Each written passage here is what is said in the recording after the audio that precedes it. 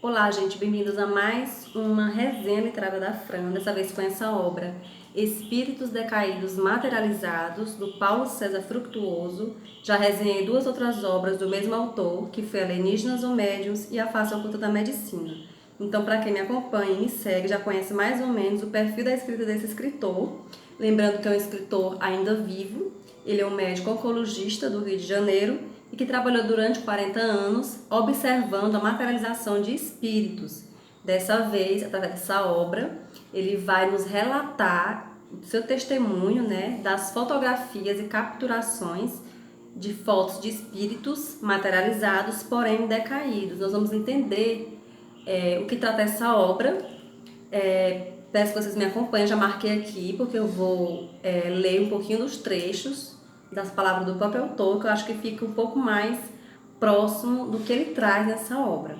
Só para a gente fazer uma alusão a outra obra que eu também já resenhei, que é a Divina Comédia, para que a gente possa contextualizar melhor. Para quem me acompanha sabe que eu já fiz a resenha dessa obra, em que Dante Alighieri ele fala de uma incursão através do sonho do submundo da crosta, e que foi por meio dele que veio os termos inferno, purgatório e paraíso, que não existe na Bíblia essas terminologias. Então, através de Dante Alighieri, que ele trouxe para nós, através da sua escrita literária, esses termos de visitas a esses submundos. E esse desenho aqui é justamente o Dante Alighieri e Virgílio quando visitam a subcrosta da Terra e vê esses seres metamorfoseados, em forma de árvores, outras vezes em forma de serpentes, de acordo com seus pecados. Pois Paulo César vem através dessa obra, não só através do relato, mas nos chamar a atenção sobre o que estamos fazendo na Terra, Então, existem muitas atitudes que têm uma repercussão não só moral, mas ética diante da vida como um todo, e que também não é só uma questão religiosa, Então, através dessa obra, que eu vou ler vários trechos para vocês, que eu acho que ela merece ser lida, para que vocês tenham uma noção mais precisa possível do que eu estou falando. O que ele diz que é através dessa obra, que não pretende convencer a quem quer que seja, apenas aconselha aos que tomarem em suas mãos esse livro que não se prendam a imagens. No livro existem algumas imagens de fotografias que eles tiram do lugar onde eles fazem essas sessões, para obter as fotografias desses seres extracorpóreos. No entanto, ele também não coloca fotos de algumas representações um pouco mais, vamos dizer assim, pitorescas, porque ele quer preservar, a nossa imagem mental sobre algumas coisas. Então, o intuito dele não é chocar ou aterrorizar, mas apenas nos chamar a atenção para essa realidade extrafísica. E aí ele diz o seguinte: é importante que sejam associadas à leitura dos textos que as precedem, nos quais busquei relatar, em estilo jornalístico, o histórico de cada uma e suas imensas dificuldades e perigos enfrentados para quem se aventure em empreitadas semelhantes que envolvam os fenômenos ligados à ciência da ectoplasmia. Então ele já começa a mostrar através desse livro que é como se fosse um compêndio, são arquivos jornalísticos, e ao mesmo tempo históricos, porque muitas entidades, devido à sua peregrinação na maldade, e isso envolve milhares e milhares de anos, de vidas pretéritas, de vidas passadas, e que muitas vezes foram personalidades, historicamente falando, muito famosas, e que agora no mundo espiritual elas colhem, aquilo que semearam durante muitos anos na maldade. E aí ele diz que as fotos aqui exibidas é uma descrição minuciosa das não exibidas. Nada representam se não vier acompanhado do testemunho ilibado, de pessoas que presenciaram esse momento que eles falam, que é a captura de imagem dessas entidades. E ele diz aqui: talvez aqui esteja grafada a fogo a derradeira advertência àqueles que insistem em causar sofrimento a si próprio, ao próximo e à natureza. A semeadura é livre, mas a colheita é obrigatória. Paulo César Fructuoso. Então, essa obra aqui, eu pude adquirir ela no ano passado, que foi no Arte Cura. Inclusive, esse ano, no próximo sábado, dia 14 de março deste ano de 2020, vai ter de novo o Arte Cura, vai ser o 13º encontro. E o autor, Paulo César Fructuoso, vai estar aqui em Teresina, Piauí. O evento é gratuito. Ele vai dar a palestra dele no dia 14, sábado, a partir das 15 horas da tarde, no Teatro 4 de Setembro. A entrada é gratuita, mais uma vez falando. E também vai ter 2 palestras. Uma sobre as visões dele de um médico em relação a esse universo espiritualista. E às 18 horas ele vai falar sobre essa obra. Então, quem quiser conhecer o autor de perto, né, ver o testemunho dele em relação a essas experiências que ele faz de fotografias com seres do espaço, são histórias reais, não é ficção. Então aqui não está falando de religiosidade, está falando de fatos, né? Então eu vou começar aqui lendo a parte que ele fala assim, as primeiras reflexões, né? Que ele disse que ingressou lá de Frei Luís, em 78, aos 27 anos. Então na época ele estava com 3 anos mais ou menos ingressando na área de cirurgião geral. E aí ele tinha lido alguns livros do Francisco Cândido Xavier, conhecido como Chico Xavier, como livros Nosso Lar, Missionários da Luz e Libertação, que eram obras psicografadas, ditadas por espíritos, em que eles relatavam como era o mundo espiritual, né? E aí ele nunca imaginou que um dia faria parte de uma equipe em que fotografaria espíritos materializados vindo dessas zonas mais densas, né, da Terra, vamos dizer assim. E aí ele diz assim, que para muitos tudo isso não passa de superstição e crendices tolas.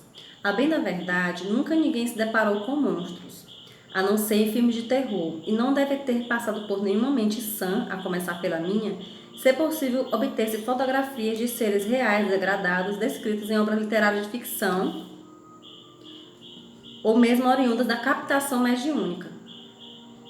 E aí ele diz, será isso que encontraremos quando transpusermos a fronteira da morte física? Se for, eu prefiro ficar por aqui, pois me parece impossível, em algum momento da existência, não desejar algum mal a quem que seja, a quem nos agrida, a quem nos assalte, nos engane ou nos contrarie de um ou de outro modo. Sempre tenderemos a reagir. Tal comportamento parece ser inerente à espécie humana, e temos para isso uma explicação materialista, aparentemente lógica e fornecida pela ciência. Então ele começa a nos dizer aqui que todo sentimento, pensamento que temos negativamente tem uma repercussão. Primeiro em nosso próprio organismo, né, do ponto de vista físico, e segundo sobre a nossa alma, né? E aí ele não imaginava que tais pensamentos, sentimentos e principalmente atitudes negativas que temos em relação a nós mesmos e ao próximo têm uma consequência pós-morte. E aí ele diz que por que muitas mulheres e homens optam por uma alimentação vegetariana, porque muitos que pensam no próximo, pensam em ajudar o próximo, pensam em conservar a natureza, né? Então ele fica assim se perguntando se existe alguma coisa no DNA que difere uns seres dos outros. Isso há uma explicação, que tudo está na alma, né? Parte da alma, e que nisso o corpo ou DNA não tem nada a ver. Então ele disse, uma das coisas que ele diz, que o pensamento é força. E aí ele fala o seguinte, imaginemos uma multidão de milhares ou milhões de espíritos rodeados por fluidos mentais pesados decorrente de atrocidades praticadas ao longo de encarnações sucessivas. A dedução é evidente que nós próprios criamos esses vales das sombras e não Deus. E enquanto não tomarmos a iniciativa de nos modificarmos, ali permaneceremos com outros espíritos afinados conosco, porque o semelhante atrai o semelhante. Um pai não é culpado caso o filho que, com todo amor e carinho, ele dotou de vestimentas impecáveis, se atire voluntariamente em um lamaçal. O que esperaremos colher na vida futura se desprezarmos os esforços paternos e sacrificiais pela nossa educação e nos utilizarmos dos conhecimentos adquiridos e sentimentos recebidos para nos transformarmos em corruptos, usurpadores dos bens alheios, criminosos de colarinho branco ou assassinos? Não é nosso corpo físico uma fantástica vestimenta com a qual interagimos com este mundo para cumprirmos uma missão? Não são da mesma forma a inteligência, o pensamento, a visão, a audição, a fala, atributos ofertados por um Criador, ou a vida é uma obra do por acaso? Então são essas questões que ele vem colocar que não tem nada a ver do ponto de vista religioso, né? Ele fala de um Criador como se fosse um pai que nos dá todas as ferramentas para que a gente possa crescer como ser humano, mas o que fazemos com essas ferramentas, né? Que comportamentos temos diante da vida? E aí ele diz o seguinte também aqui, uma coisa muito interessante. Diz assim, se eu pudesse ao menos vislumbrar alguns semblantes daqueles que se encontram em outras dimensões pós-morte, talvez conseguisse ter uma ideia mesmo vaga do que me aguarda e aprimorar por fortalecimento da vontade minha conduta de agora, e, quem sabe, não pudesse transmitir essa certeza aos outros. Aí está uma das principais razões da existência desse livro. Então, o intuito dele ao escrever esse livro, ao trazer toda essa bagagem, todo esse conhecimento, toda a sua experiência que ele viveu durante esses 40 anos, viu, testemunhou através de fotografia, documentos e arquivos nesse instituto, que ainda hoje existe, fatos, né? Fatos. E é um arsenal enorme, né? Que é muito importante para o nosso conhecimento como ser humano, e principalmente sobre a humanidade desencarnada. E aí ele fala sobre a segunda materialização de espíritos decaídos, né? Então foram várias sessões em que houve materialização desses espíritos. Eram grupos muito poucos que se reuniam. Existia uma norma, uma regra, que deveriam estar 3 dias pelo menos antes da sessão sem comer carne vermelha, abstenção do sexo, porque as energias sexuais consomem muito ectoplasma, e era esse material que os espíritos superiores iam precisar para que essas entidades fossem capturadas, materializadas e fotografadas, para que depois elas pudessem ser encaminhadas a hospitais, a pronto-socorros, para que elas pudessem ser resgatadas dessas formas da maldade. E aí foram várias reuniões, cada reunião era registrada em ata, era documentada, era arquivada, tudo feito na maior organização possível, para que não pudesse surgir nenhuma dúvida em relação à idoneidade, né, desse grupo, e principalmente em relação a esses documentos. Eram inclusive pessoas selecionadas a dedo, né, eram pessoas muito sérias e muito responsáveis. E aí tem várias situações aqui que existem algumas orientações de algumas entidades superiores que estavam à frente dessas materializações.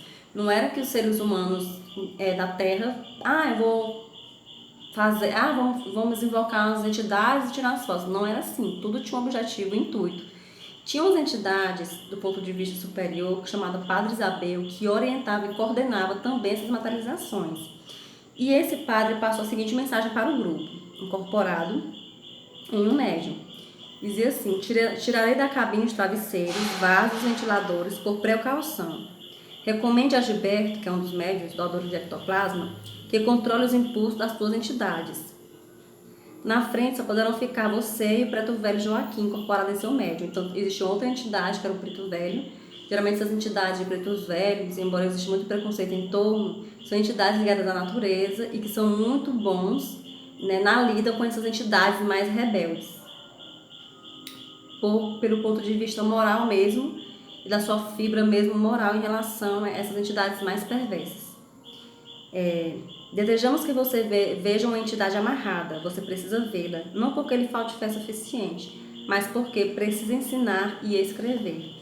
Então, era uma lição para o grupo, né, para que eles pudessem ver aquelas entidades realmente ali materializadas. Não é sonho, não é visão, era uma entidade realmente materializada.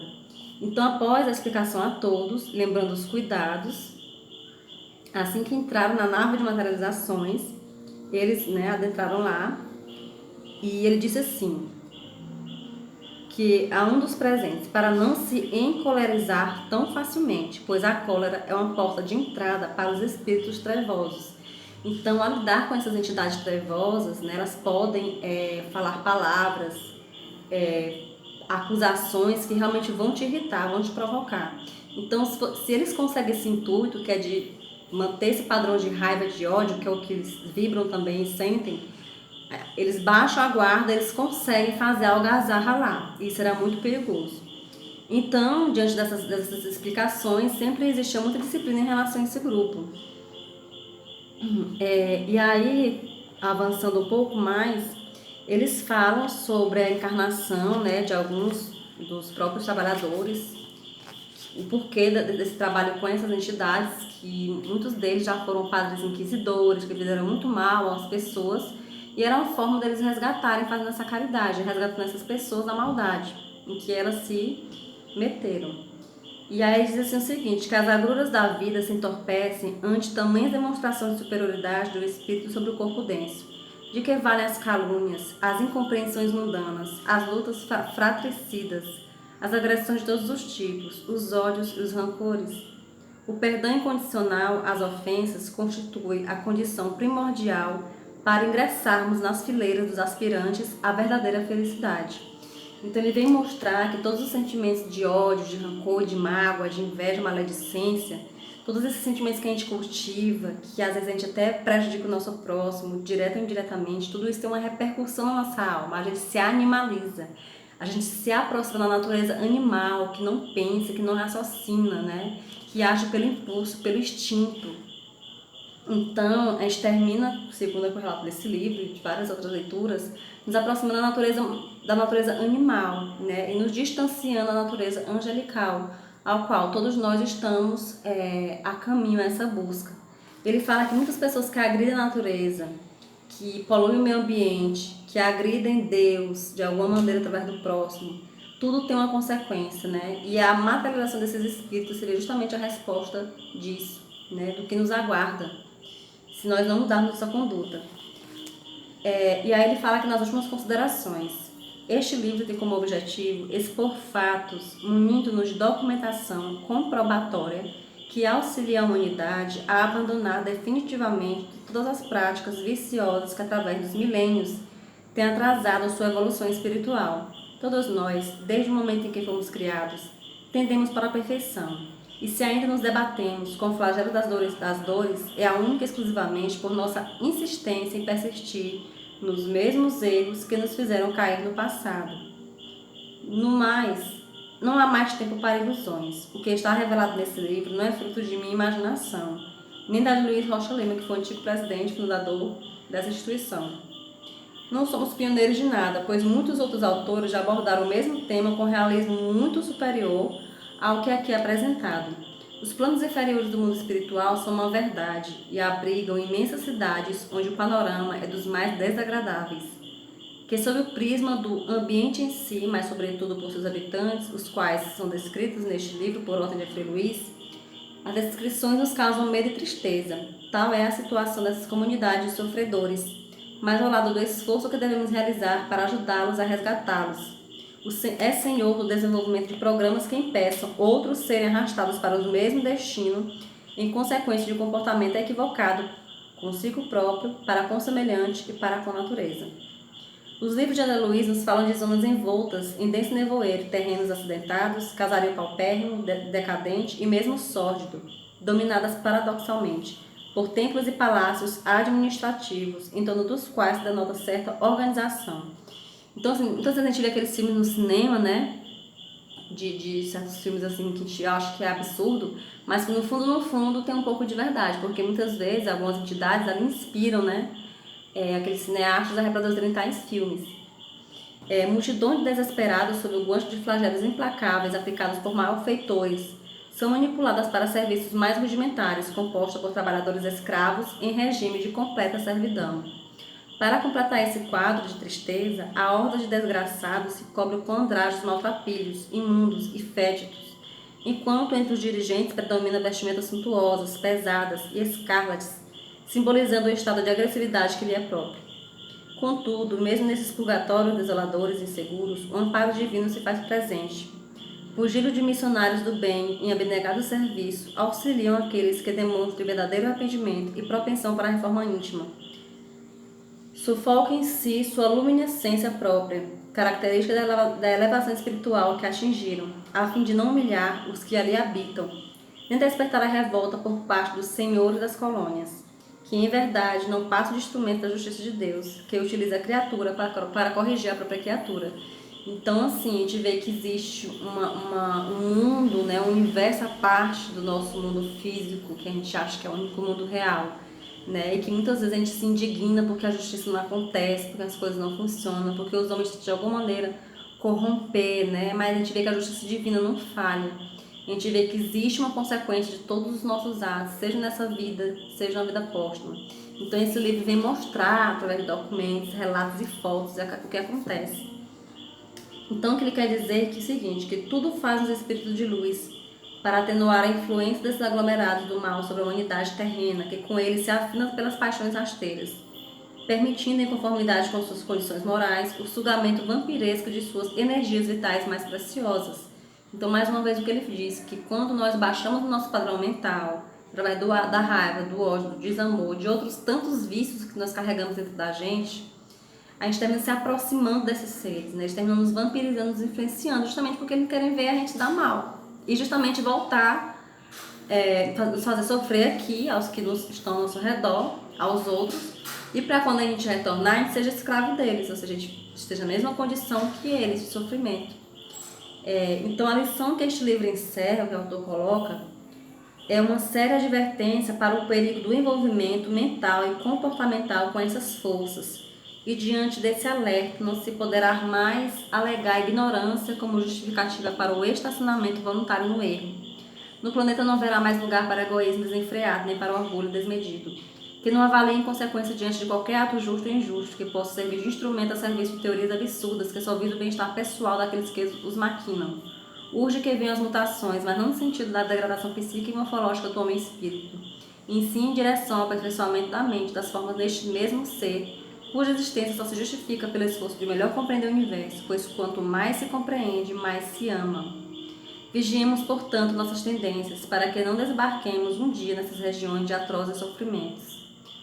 Então ele conclui esse singelo trabalho, como ele diz, homenageando o Luiz da Rocha Lima, que foi um dos fundadores da instituição.